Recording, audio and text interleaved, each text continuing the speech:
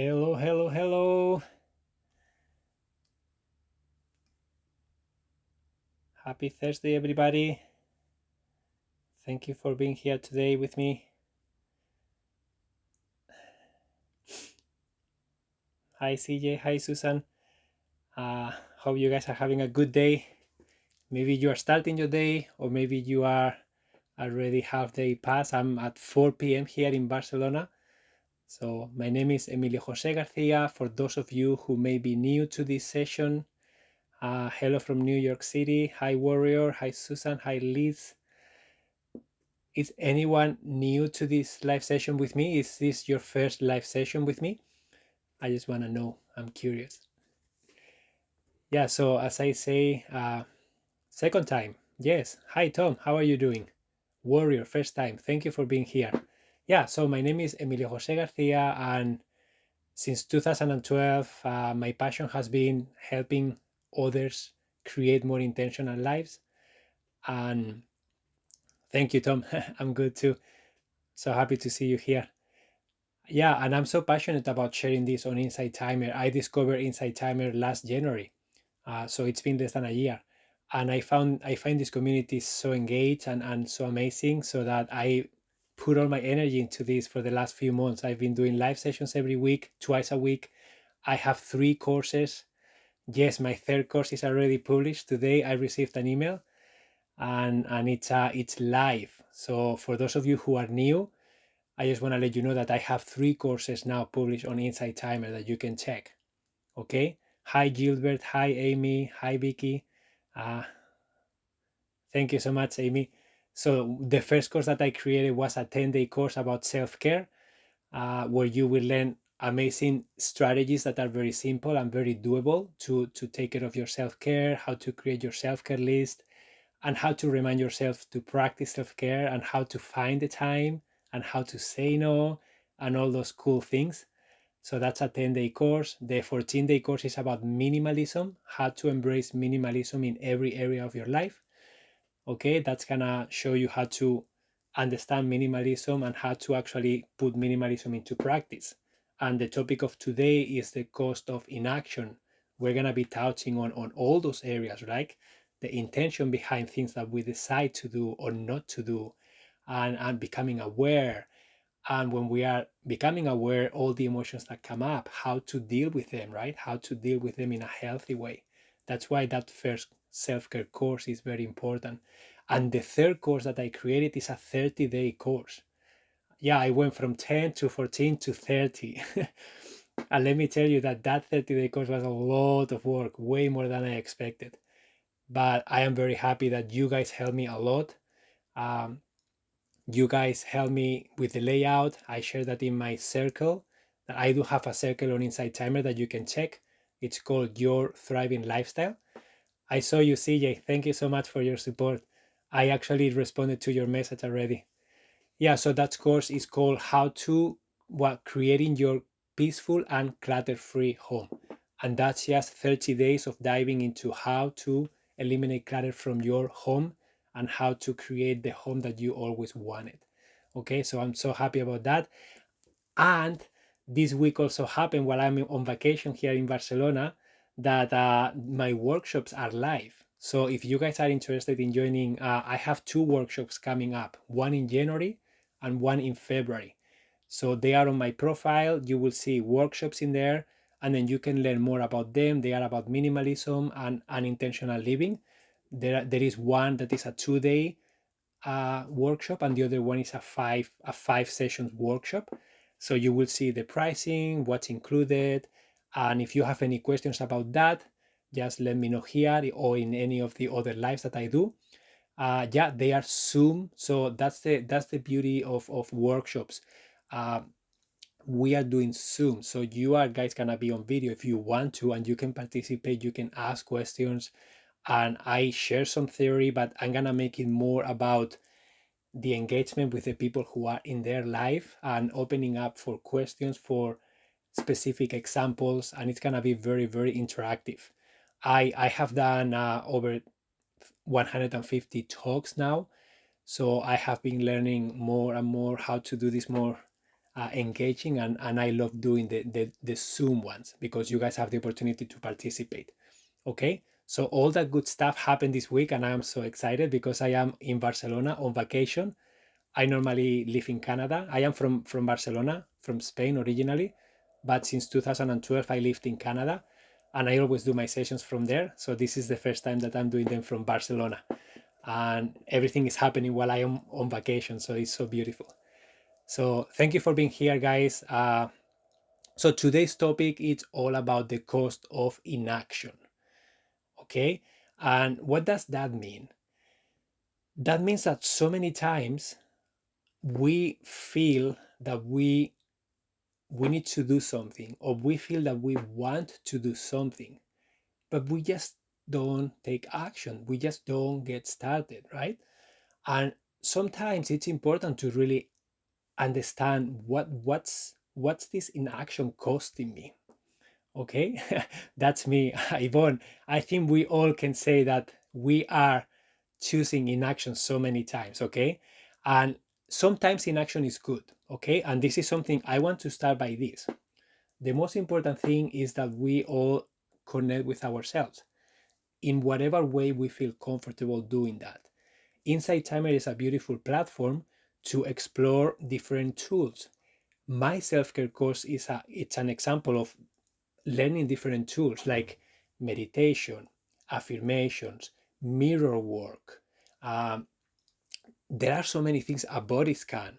There are so many things that you guys can do to connect with yourself, to be in touch with what you really want, so that you start creating the things that you want to see in your life, that you start setting the intention that you want. Because if you don't choose what you want, life, other people are going to choose for you. And majority of the times you are not going to like what's coming out of that. It's not going to be something fulfilling. It's not going to be what you truly want. And that's why it's important to check in with yourself first. And then when opportunities arise, you can choose to take action or to say no. And this is something very important. Sometimes inaction is good. Sometimes saying no to something that is going to drain you, it's good. Sometimes taking the time to be intentional, become aware of what you are up to, and prioritize and focus your energy in one or two things temporarily and say no to the rest, it's good. But some of the times, saying no to something or not taking action on something that we know it's going to be good for us, that we feel it's going to be good for us, that's not good. That's going to have an impact in our life. Okay, so are you guys understanding what I'm trying to say here by the cost of inaction? You guys want to share examples of when you find yourself not taking action on something that most likely is going to be good, but you just find yourself just procrastinating? I will be happy to see what you guys share, and I'm happy to share some of mine too. Okay, happy to share some of the ones that show up for me, the ones that I choose not to do something about, and the ones that I know I am procrastinating. So Amy says, yes, not writing my book, so embarrassing still. Okay, afraid to fail. So that's a cause. But what are you not doing, CJ? What are you not taking action on because you are afraid to fail? Exercise. So Liz says exercise. That was me during COVID. I normally play squash. I love playing squash. And I just had a hard time exercising during COVID because I was procrastinating, low motivation. Yes, that's a reason of why you don't do something. But what are you not doing because of lack of motivation? Starting my own business, Meryl, amazing. What are you trying to create? I am curious. This says inaction around my exercising. Yeah, exercising. That was me during COVID. I had a hard time staying active because I love playing squash, and that's my favorite sport, and I couldn't do it. Sleep discipline, not getting enough, stay up too late. So for you, Dave, you are trying to create a healthier sleeping routine, right? And you are not taking action on creating that. Angie says spending too much time online, getting behind with daily chores, going to bed too late. Yeah, so that's you find yourself, so that's good, Angie. You are aware of it and you want to do something about it. But then we're gonna see why sometimes we don't take that action. Why? What are the reasons behind that? Um, Calling my dad in Colombia, his Alzheimer's is painful and our history is abusive, Amy. So I see lots of red flags in there of why you may choose not to do that. And as I was saying, sometimes it's a healthy boundary of saying no and being inactive. Sometimes it's not bad, but sometimes you know deep inside that it's time to do that. And you are the only person. I want to tell you that you are the only person who knows when the right time is. But you just have to check in with yourself. And so many times we just get busy with life and we don't even check with ourselves to know what is it that we want. Enthusiasm for everyday life. For example, getting out of my Thanksgiving decorations and dishes for our dinner today. So that's something that, Yvonne, that's something that you would like to do, but you just feel yourself not doing it, but it's really important to you, and it's something that you think you should be doing because it feels good, but you just don't do it because maybe it's just too much work. Um, and this is, guys, I just want to say that this is a great opportunity to really become aware of, find deeper awareness of why you are choosing what you are choosing. Sometimes, as I was saying, inaction is not bad because in your case, Yvonne, if you are trying to do all that, but then you find yourself like, wow, I just don't have the time realistically, and I'd rather spend more time with my family, I'd rather exercise, I'd rather do other things rather than spending that extra hour decorating my home. Maybe deep inside, that's what you really want to do, but then in the surface it seems that you should be doing that because maybe other people will be, I don't know, maybe you are trying to please someone else, but deep inside you know, like, no, that's not a priority for me. Or maybe it's the opposite. Maybe it's like, no, I really want to do this. I'm just procrastinating because the boxes are in the basement behind that box and it's just inconvenient.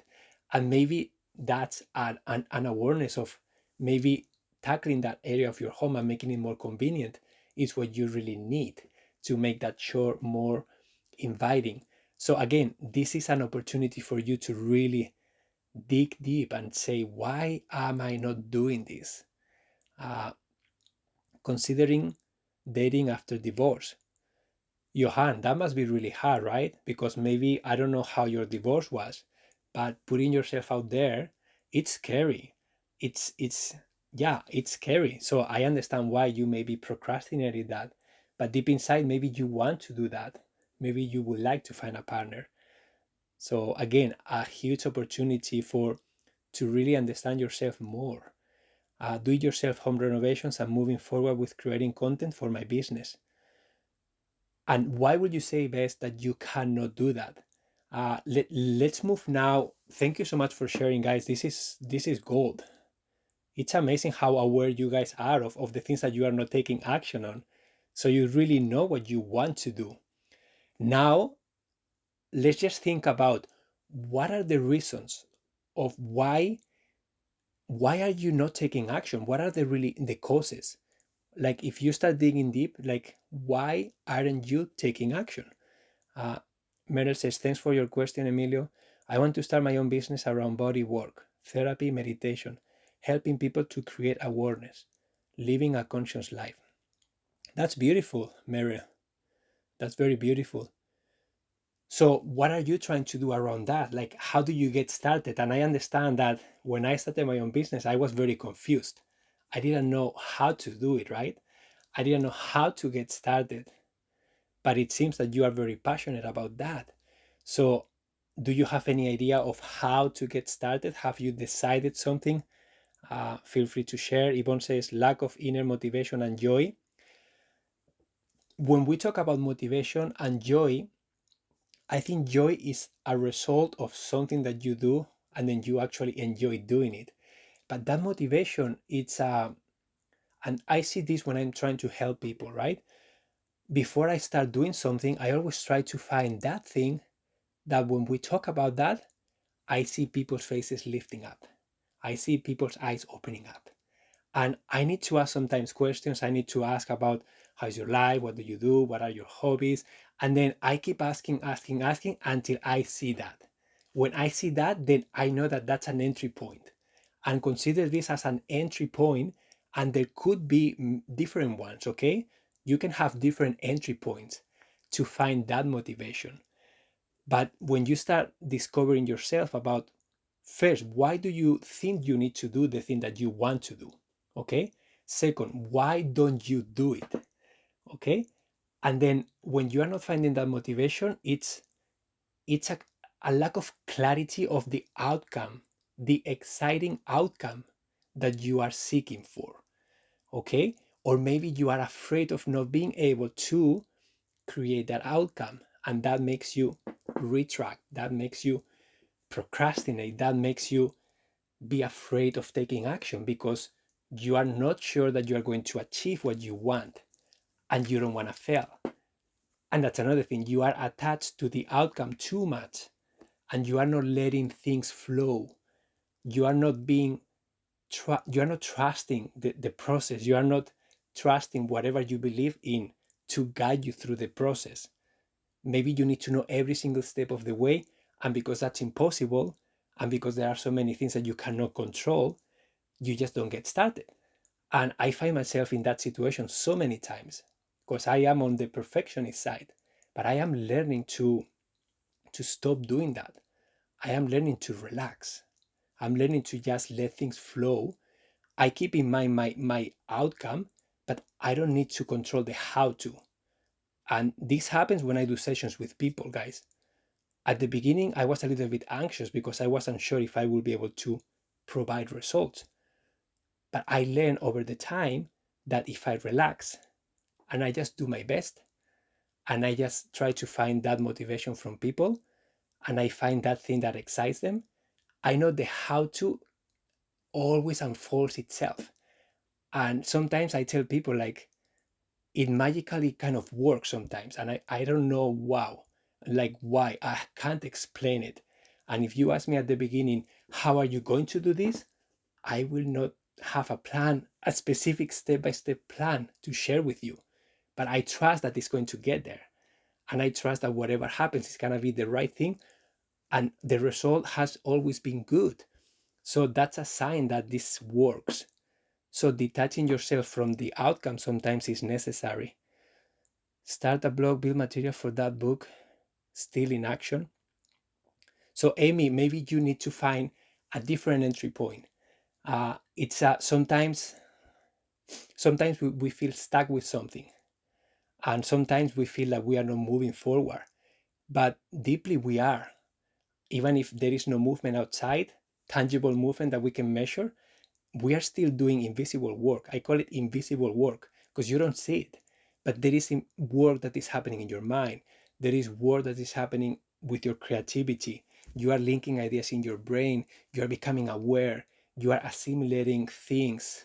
You are changing your emotional state. You are doing things inside sometimes that you are not aware of. Uh, okay.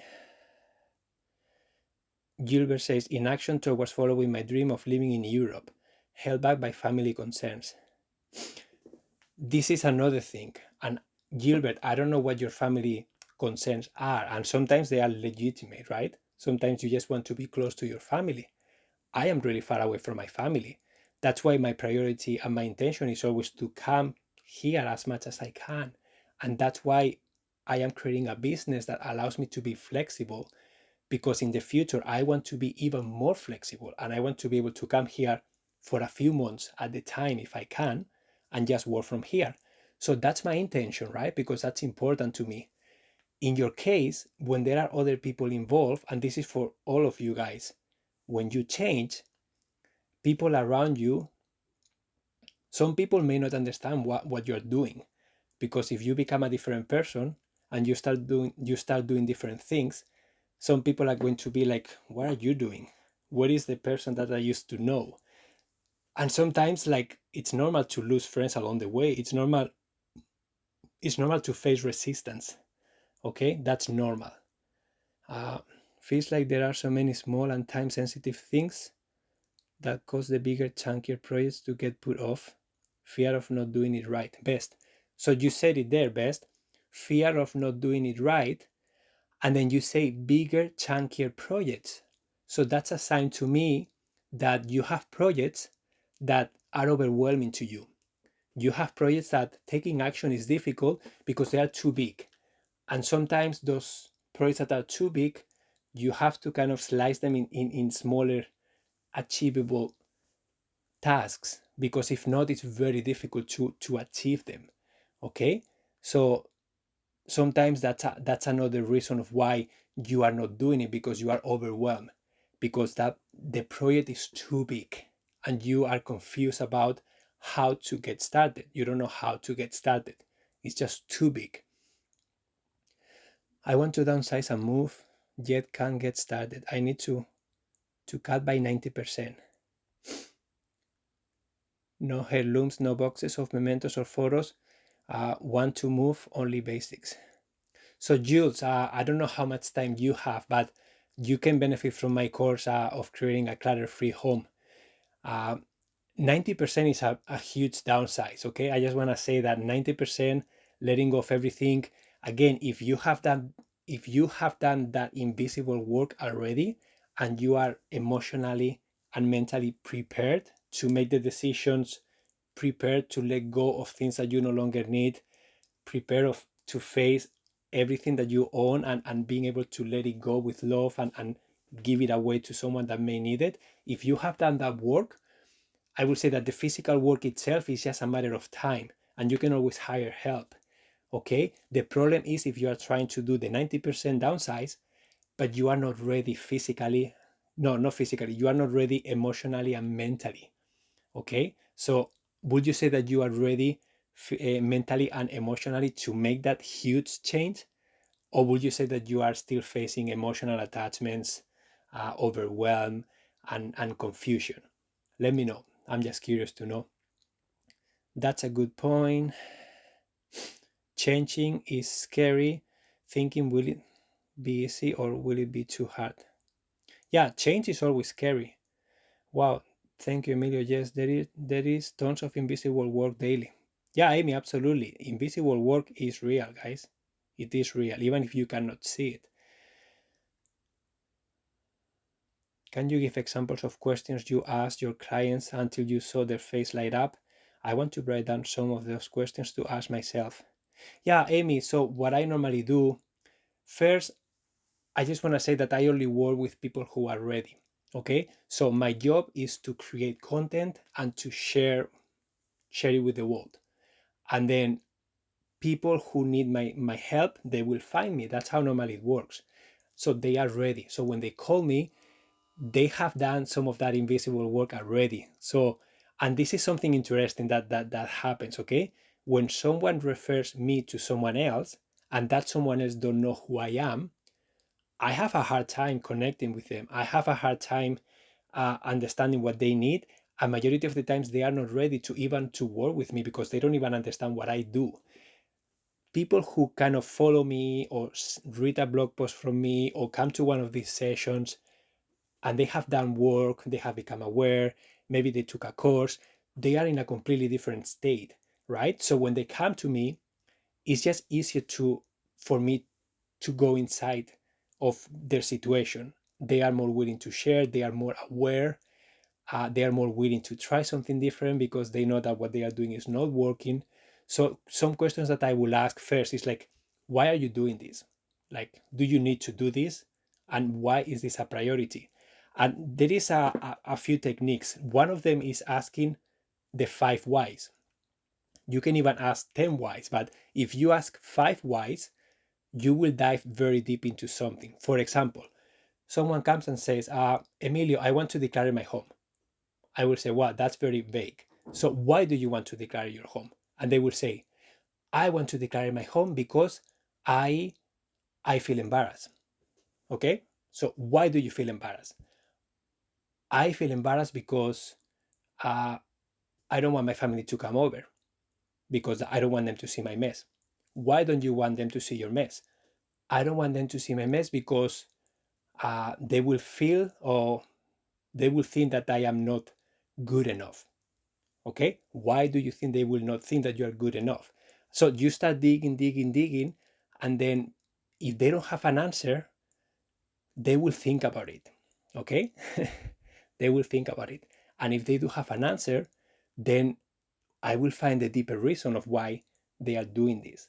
And once I understand the deeper reason, you can create a home that is way more intentional than just a clutter-free home, because a clutter-free home without intention, it's nothing, right? When you are creating your clutter-free home, you are setting intentions of the lifestyle that you want to have, how do you want to feel, the activities that you want to do. It's a whole process. And if you take the course, you will see that the first 10 or 11 sessions are all about helping you become aware, because that's the most important step. Doing the physical work after, it's easy. It's just a matter of time. Honestly, it is. But that invisible work, that clarity, that motivation, that excitement, that true intentions that you have inside, they need to come out. Because if they don't, you are going to get started with the process. You are going to get started moving things around. You are going to become overwhelmed. You are going to become fatigued. You will not be able to make decisions. And then you will give up. That's what happens to everybody that doesn't do the work. That's why it's so important to become aware. I have insights already. Thank you. Amy, amazing. So just do that 5 whys technique. Another technique is to visualize yourself being really, really old, okay? Sitting on a chair. And then you are sitting on that chair, you are maybe 95, 100 years old, and then you are looking back at your life. And then ask that future self that question: should I do this or should I not do this? uh, and then that's gonna help you put things in perspective. Okay, that's another thing that some people do is like, what would you do if you knew you would die tomorrow or next week or next month? And it sounds really harsh, but when that happens, when you have a near death experience, and this many people can tell you that when they had something that they were very close to dying but they didn't die, they come back of that experience with a completely different mindset. All of a sudden, the priorities have changed. They are different persons. They will decide different things because they realize how little time we have. So that's another thing. If you were to die tomorrow or next month, what would you do? How would you use your time? Right? And this is not to be irresponsible, but this is to really put things in perspective. What's important and what's not for you. So true, really. I just want my family to be blessed by our home and for my work to be fruitful and helpful to others. Thinking of the yummy desires. Yeah, best. So that's something that seems to excite you, right? So that's maybe your intention. You can create a sentence, an affirmation that maybe says, my home is a place where everybody feels blessed, or where my family feels blessed. Anytime they come into my home, they feel X, Y, and Z, and then my work is fruitful, and I am able to help X amount of people. And so create something that when you read it, it uplifts you. It's something that you read and you just feel like, wow, I really want that. I will do whatever it takes to get that. And that's what's really important for you. And then that's when you are going to stop procrastinating, and then that's when you are going to start taking action. Okay, so some of the cost of not taking action in those things that you deep inside know you it's gonna be beneficial for you, just share with me. What will it cost you? What's the cost of you not doing something that is gonna be beneficial for you? Just share some of the costs. I have some here, but I would like to read yours first. So Amy says, a few techniques for everyone here. 5 why questions. Write a letter to your future self. Should I do this or not? And imagine I have a few months left to live. Thank you, Amy, for typing that. So at what point do you stop holding on to family heirlooms that the younger generations no longer value? So you mean heirlooms? I'm not sure about what that word means, but are you talking about physical stuff, Isadora? Guilt, then self-loathing. My cost, lack of meaning and purpose, depression. Okay, so Isadora says, so for you, you are dealing with physical clutter. At the end of the day, it's physical clutter from your family members. So you have to set healthy boundaries. In your case, Isadora, your cost is space. Your cost is frustration. Your cost is having to deal with things that are meaningless to you, things that are not going to facilitate the lifestyle that you want to have. So it's having conversations, and this is something that I covered in my new course. There are a few sessions about that, how to involve others in the process, how to say no to things, how to set healthy boundaries, how to create a home that reflects the person that you want to become, and how to protect it from all these things, right? Because this is, at the end of the day, these are expectations from other people placed on you. And if you don't sit in your place and you don't make those boundaries yourself, you are going to always be facing those problems. There is a session in that course only about inheritances, how to deal with inheritances from family members, and how to have those difficult conversations, and strategies to actually make that inheritance process easier for everybody, right? Um, so my cause, fatigue and lack of sleep, not living a better day because of it, more eating from being tired. Amazing cost, like that's a huge cost, right? You are welcome, Isadora. Yeah, can you donate the unwanted heirlooms to a museum?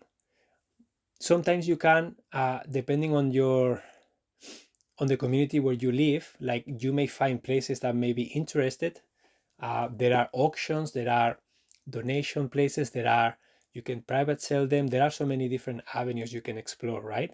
And that's another topic that I covered in the course, like how to give your unwanted items a new life. And there are so many different avenues that we have used and we have seen great transformation. So you need to explore your options in your community. Uh, Cost, cycle of making some progress but not completing the task. So discouragement. Amazing, Savannah. So you are aware of that. So you get started, you make some progress, but then you don't complete the task, and then you give up, and then you feel discouraged because you have not finished. So maybe if you share the specific example of what you are trying to do, maybe I can help you out more. But maybe you can make that project a bit smaller so that you can actually complete that specific task, and then you feel well about it. um, I don't know if that helps. But for example, in my case, sometimes I feel overwhelmed with a task. And then when I start thinking about it, I realize that the task is too big and lots of things are involved to make that task a reality. And that's why I am procrastinating. And I have unrealistic expectations, right? So try to make a task doable in the amount of time that you have. And if it's too big, try to break it down into different chunks. Okay, for example, imagine that I'm trying to make a YouTube video, and so my goal is to publish a YouTube video, and I put that on my calendar. Sometimes I am a little bit overwhelmed by that, because if it's a simple video that I record and publish, that's fine. But if it's a video that requires a little bit of work from me, then I cannot just put make a YouTube video, because that involves thinking about the topic, researching the topic, uh, thinking about the outline of the video, recording the video, editing the video, and then writing a description for the video, then uploading it to YouTube. So it's 7 tasks. So I was saying I want to upload a video to YouTube, but that's not just one task, that's 7 tasks. And every task is going to require between 5 minutes and 20 or 30 minutes. So realistically speaking, that's a huge task, depending on the kind of video. Okay? So think about that. If you are being unrealistic, if the project is too big, just try to make a task that is doable, a task that you can complete so that you can actually check it and then you feel good about it. I don't give myself enough time and I seem to be slow. So, Savannah, that's a time management issue. Okay? And you have to be aware of that. Are you being too hard on yourself because you are trying to do something that it's impossible to do in that amount of time? Are you being distracted by someone else when you are trying to do that task? Are you having a hard time to concentrate? Are you maybe doing the task in an efficient way? maybe you can create that task more efficient. Maybe you can optimize how you do it. Again, I don't know what specific task you are talking about, but maybe that's something that you can improve, right? Um, so Amy says, when I was in alcoholism, the cause was a shame remorse cycle that led to self-hatred. I think the cause of not writing the book is the same. So Amy, so you are very aware of that, right? So some of the costs that I have seen and I have experienced myself are a financial cost. Sometimes not doing something has a financial repercussion. Okay, an emotional cost. Maybe that not doing that thing is actually emotionally affecting you. Maybe you are having a mood. Maybe you are not being patient. Maybe you are feeling frustrated. Maybe you are not being nice to your family. Maybe you are not being nice to your friends because that thing is bugging you. That thing is in your head all day long. And you know you have to do it, but you don't do it. And that's causing you an emotional cost and a mental cost, right? Sometimes it's a social and family conflicts. That thing is costing you conflicts, right? Sometimes it's time, a time cost, an energy cost, a creativity cost, okay? And sometimes it's a cost of space. For those of you who have inheritances and you are confused and you don't have healthy boundaries in there and you are feeling bad about having all that stuff because it's causing you frustration, that's a space cost. Some people are paying for storage. So they have the work of dealing with the storage place, they have the financial cost of dealing with the storage place, and then they have that overwhelm of I have to deal with that, but it's too big and I don't have the time. And that's a cycle that repeats, right? And sometimes it's a health cost. Okay, sometimes it's a health cost. So T says, yes, have to remember every day to break down the job to small tasks. So this is something that, again, you have to change a habit. And so far you have done that forever, right? You have always done the same thing. So how are you going to change that habit? T, feel free to share. How are you going to make sure that you are going to break down that job into small tasks? Are you going to create different, are you going to write in a piece of paper the project and then maybe write what's involved and then do a time estimation and then you put that in the calendar? And then when you are realistic, you will do that task and then you will see how long actually takes me to do this. And if you say 15 minutes and it takes you an hour, then just reflect like, do I need to book an hour next time? Is there anything I can do to make this more efficient? And then over time, that will become a more sustainable process for you. Okay. Any other cost that you guys can think of that I didn't mention? Have to use tools. It's true. Set the intention each day. How do you deal with the frustration and overwhelm while trying to do the task, especially if it's a big task and long term? So Donna, if you can be a bit more specific, I can maybe help you out here. But sometimes when you are feeling overwhelmed, the best way to deal with overwhelm, hi Elena, the best way to deal with the overwhelm is to simplify things. So it's I invite people to do a brain dump. Basically, have a piece of paper, have a pen, and then start writing down not the details, okay, just the big things that are in your head. A mind map, a brain dump. Okay, so you just dump everything in a piece of paper and then you see, you kind of distance yourself from those things. Keep writing things until you feel complete, until you feel like, okay, there is nothing else I can think of, everything is in this piece of paper. Once you read that piece of paper, I then will help you to connect things. Maybe two or three of those things kind of relate together, but then you will have specific areas that are out of your attention, things that you want to take action on. Then I will ask you, like, what's involved with this first one? How much time would you need to do this on a weekly basis? And I always boil it down to a week. Try to always put it in a week. Okay. And this is something that will help you be realistic. Okay. So once you have the different things that you are trying to work on, and then you have a time estimation of how long each one is going to take you, then I will invite you to prioritize what's really important right now and what can you put on pause. Because when you can do that, if you have 10 things there and then you start prioritizing and you only have two main things and you can put 8 things on hold because they are really not that important now, all of a sudden your overwhelm will be reduced by a lot, because now you're giving yourself permission to just focus on two things. Okay. And then I will invite you to create your ideal week and place those things in your calendar. So I will invite you to grab a piece of paper, look at your week, and put in there everything that you are doing. If you are working, when you go grocery shopping, all the main things that repeat weekly. And then if you have free time, that hopefully you do, that's when you are going to put those things in there. And that's the process that I follow with people, and it really works, because when I invite them to put it in a week, that's when the problem arises. It's like, I don't have enough time. I don't have enough time to do all of these things. So the only way to find the time is to prioritize. The only time to find the time is to become intentional about what is really truly important right now. Okay? What can you put on pause? What can you let go of? And just be intentional with your decisions, and then prioritize them, and then become more efficient with them.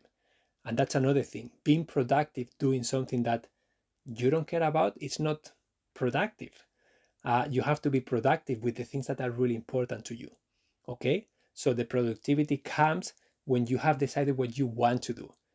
You don't apply productivity to everything in your life if you have not been intentional first and declutter first. I hope that makes sense. Uh, I have the same issues. Tracking my week is helping me. It is the step before creating my ideal week. Yeah, tracking your week means that sometimes creating your ideal week from scratch is difficult and overwhelming. So sometimes I will invite people to track their week, especially for those who are really overwhelmed and they have no idea what they are doing. That means that there is a lack of structure. That means that there is a lack of awareness.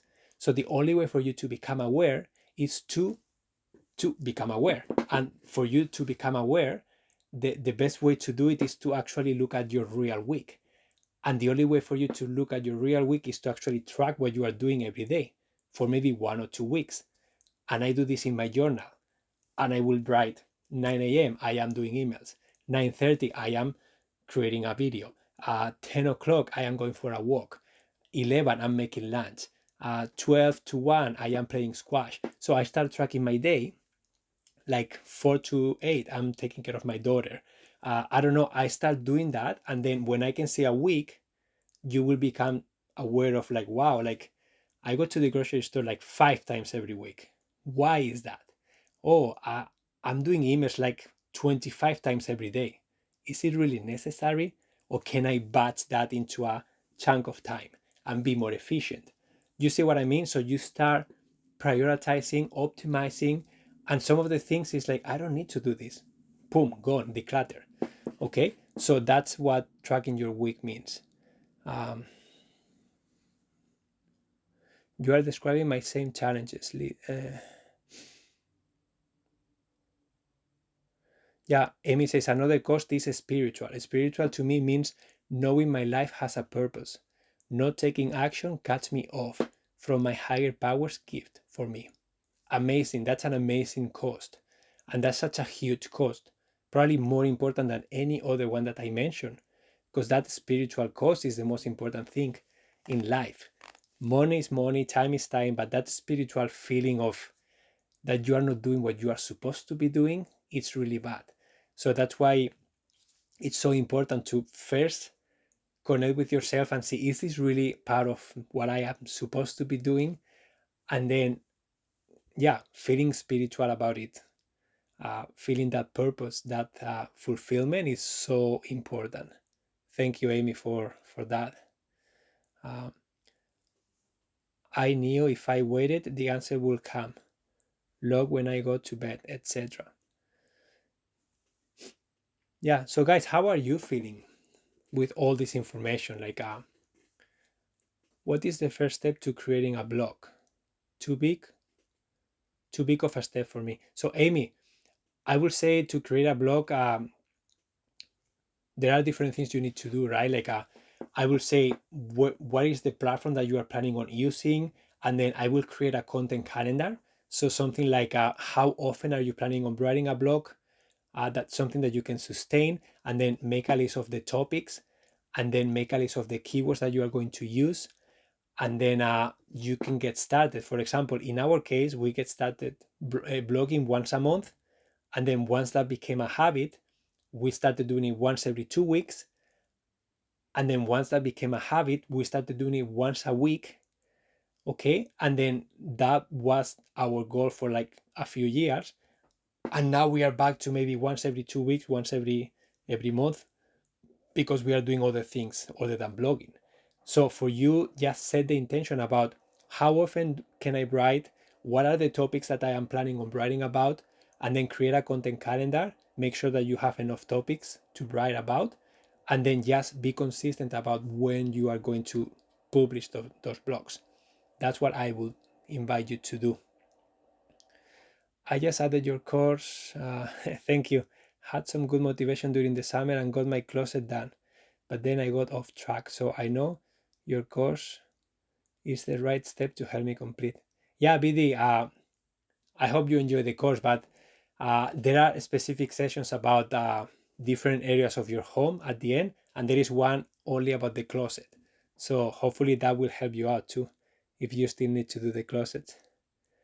Lobby, going to read your blog as my first step, a source of inspiration. I love once a month and list topics. Thank you. Yeah, Amy, because when you can create, if you are writing once a month, you only need 12 topics.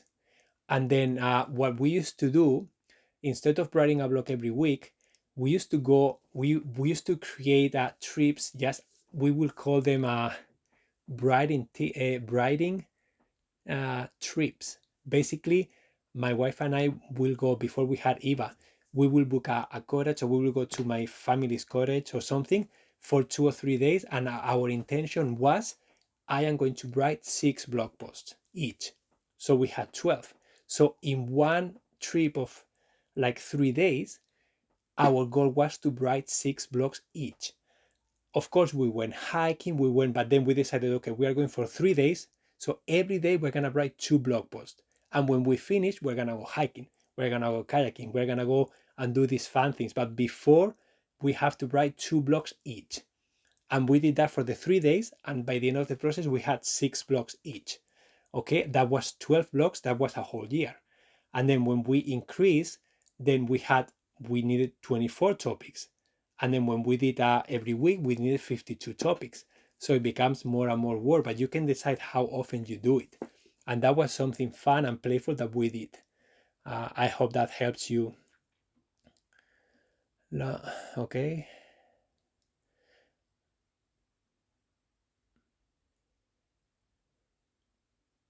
So Savannah says, I imagine what it would be like to have a more minimal environment, but hesitate to really let go of the possessions. So Savannah, again, this is not about being minimal, or this is not about letting go of things just because of letting go of things. This is about you becoming clear about what kind of lifestyle do I want to have?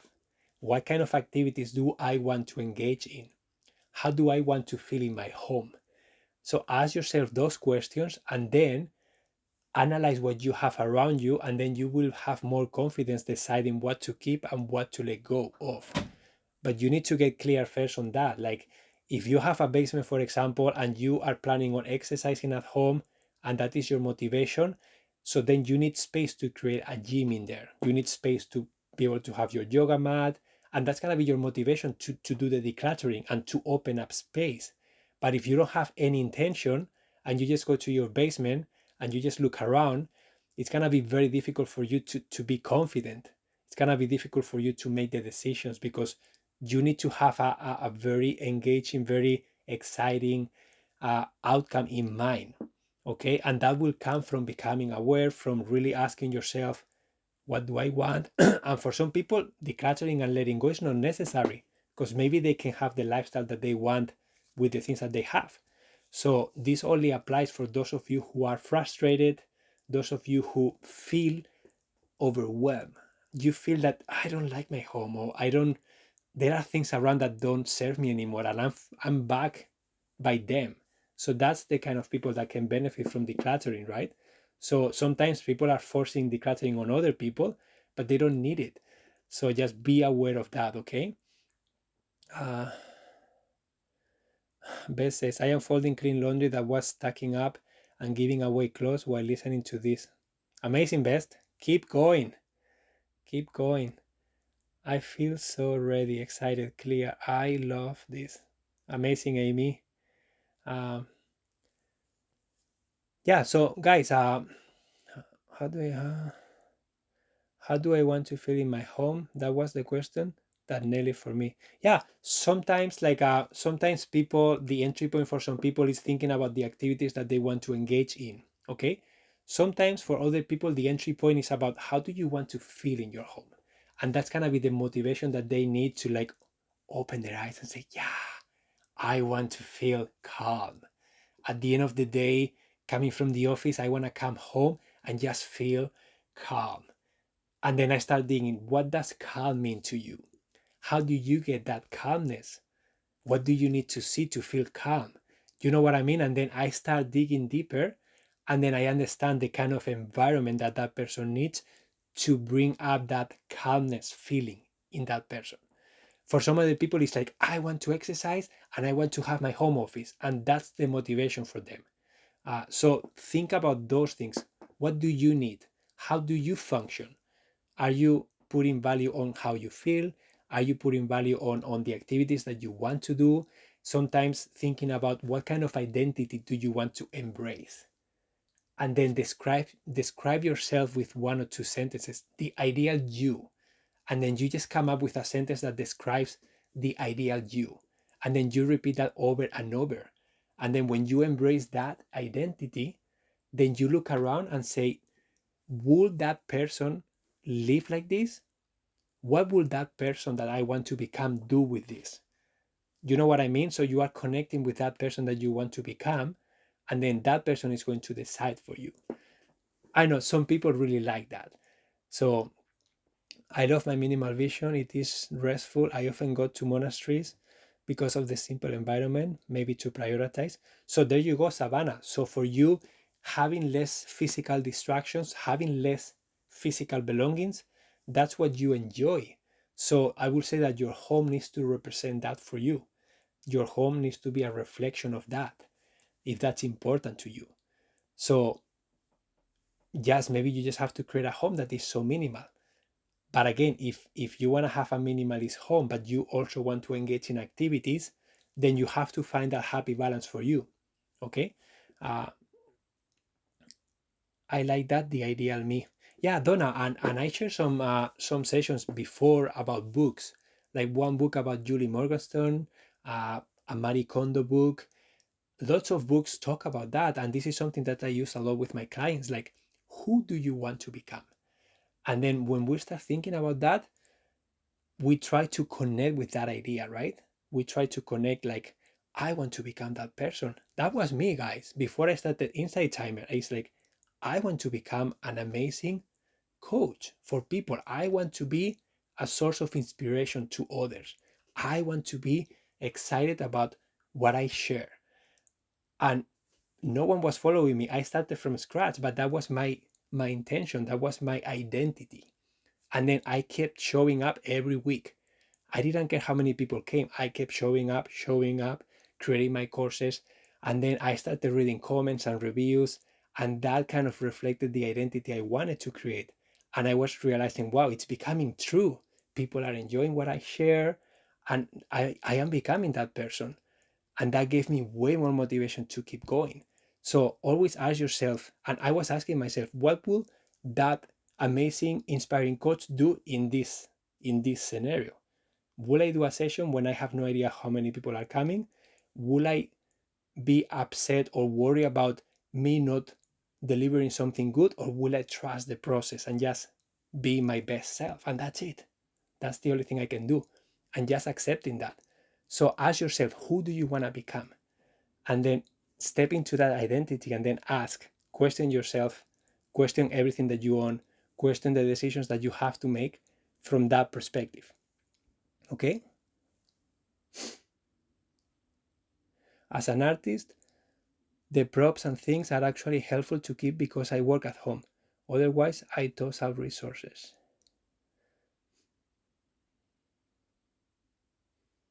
Yeah, amazing. Yeah, and then what else do I have here for you? So we talk about the cost of inaction. We talked about how important it is to actually decide if you want to take action or not. And sometimes not taking action is good too, because if you have 15 projects and you decide not to take action on 15 projects because it's unrealistic, that's good. But then you prioritize and then you embrace the action in the specific priorities that you are uh, doing, right? Can you please list the cost categories quickly again? Yeah.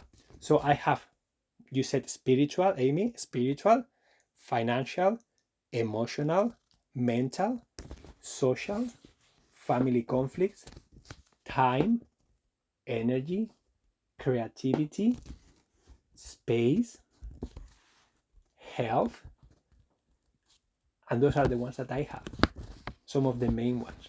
Okay? Right, intention. So you can prioritize, create task list, schedule it in it, revisit daily. Yeah, and doing the ideal week is so important, guys. Putting the things that you want to see in your week is a must. Okay, once you decide those intentions, once you connect with the identity that you want to embrace, the person that you want to become, then start questioning, how will that person live? What will that person do every week? What time will that person get up? What time will that person go to bed? How will that person talk to people? Start thinking about that, and then you are connecting with that identity, but that identity, it's really who you want to be. And it's most likely, I would even say that that's who is inside of you right now. It just cannot come out because of fear, because of perfectionism, because of procrastination, because of busyness of life, lack of intention, lack of healthy boundaries, lack of speaking up with confidence, lack of time to connect with yourself to really figure that out and discover that. There are so many reasons why maybe you are not even connected with that, but that's inside of you and you know already. You just have to allow yourself to connect with that. Um, and celebrate its accomplishment. Yeah, absolutely. Once you start making progress, every little progress, every little thing that you accomplish, celebrate the hell out of it. Celebrate everything, even the little things. Celebrate everything, and then step into that mindset of like, I am changing. I am making progress. Even if I just do a half step every day, that's better than inaction towards what you really want. Okay. And then steps to overcome inaction. I share some of them, but identify what your true intention or intentions are. Okay? Identify what the distractions and time wasters are. What's stopping you from doing what you want? And then start saying no to things, start sharing with others what you are trying to do, start protecting the time, right? That you need to invest in those things. Be present. You need to be present and you need to embrace your current reality and accept it. Whatever you have done in the past brought you here. So stop blaming yourself, stop attacking yourself, stop, like, just be positive, just start looking forward and forget about what happened. Just embrace it. I did that. That's fine. I cannot change it. What am I going to do now? How am I going to behave now? And every day is a new opportunity for you to get started. Take imperfect action. Okay? Capital letters. Take imperfect action. Okay? You know what that means. Stop trying to be perfect in everything you do. Start making progress. Okay? When babies learn how to walk, how many babies walk perfectly? How many? Any? No one, right? None. So if you are trying to create something new in your life, if you are trying to change, why do you have to be perfect? Who is perfect? No one is perfect. You need to learn, you need to fail, you need to have fun along the way. You need to that's a part of the process. Okay? Imperfect action. because then you will start moving forward and you will figure out what doesn't work, and you will learn that didn't work, I'm gonna try this next time. But stop beating yourself up because you didn't get it right. Just get started. Just take imperfect action. Okay, I will say imperfect loving action. Add the loving part, because there is nothing imperfect, it's just a part of the process. So maybe imperfect is not even the word. Just take action and detach yourself from the outcome. Okay, I'm trying to make some changes to my life, but sometimes it's so frustrating that things are not working out. Horeya, how do you know that things are not working out? Who says that? According to who? Sometimes things happen the way they happen because they have to happen that way, so that you learn something from it and then you can move forward in a different way. And when we have a very specific outcome in a very specific way, and we try to control things every step of the way, we are gonna always be disappointed. We're gonna always feel like we are failing. And trust me, I do that all the time. My wife sometimes is so upset with me because it's like, Emilio, you are always doing the same thing. Stop controlling everything. Just let it flow. So according to who you are failing? Are you being too harsh with yourself? Are you having high expectations, maybe unrealistic ones? So just meditate on that, okay? uh, just meditate on that. Horeya, just meditate on that and see what's true to you. But just question it. Question everything that you feel, everything that you are blaming yourself or feeling frustrated about. Just question it. Why am I feeling frustrated about this? Like, why does this thing need to be this specific way? According to who? Did I really fail, or did I learn something from the process? Am I gonna try something different next time? uh, Thank you for a great session. Thank you, Gilbert. Happy that you were here. Okay, thank you, Emilio. Happy Thanksgiving, everyone. And thank you for Emilio and Inside Timer community. Love to all. Thank you. You're welcome, guys. Thank you so much for being here. Time is over. I really enjoyed this session as always. Amazing. You guys share so much, and I really love reading everything that you guys shared. Sorry if I miss your comments sometimes because the chat flies over and I have a hard time keeping up. But thank you. It was amazing. Thank you for sharing your vacation with us. Yeah, I'm so happy to be a part, to create this intentional time to connect with you guys during my vacation, because it really energizes me a lot. And I really love keeping these sessions if I can. And yeah, I will do the next one on Tuesday if everything goes well. So I will see you then. So happy to be on track again. Thank you, Emilio. Enjoy being at home with your family and friends. Yeah, they are very happy that I'm here for sure. Muchas gracias. Okay, guys, if you have the time, check my courses, especially the new one that I create. If you are trying to create your clutter-free home, check the workshops too. I don't know if this is the first time I'm doing workshops, so I have no idea if they are gonna fill out or not. I have no idea how it will work. But if you are interested, set the intention, sign up, because you can cancel up to 24 hours prior to.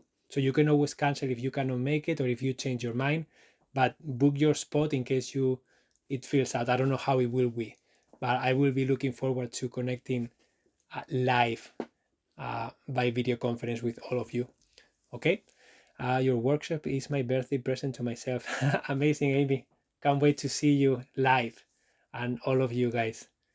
BD, thank you for your donation, and everybody. I donated, but it didn't show. It's something mysterious that happens with the donations, guys, and I try my best to help Inside Timer, and I know they are working on it, but I don't know what's going on, and I don't need to control that. So I'm grateful that you are here. I'm grateful that you donate, and I'm grateful that you take my courses and you support me. And the most important thing, that you start taking imperfect action. Okay, start taking imperfect action in whatever you feel is true to you. Okay, guys, have an amazing rest of your day, and I will see you on Tuesday next week. Okay, same time, same place. Adios.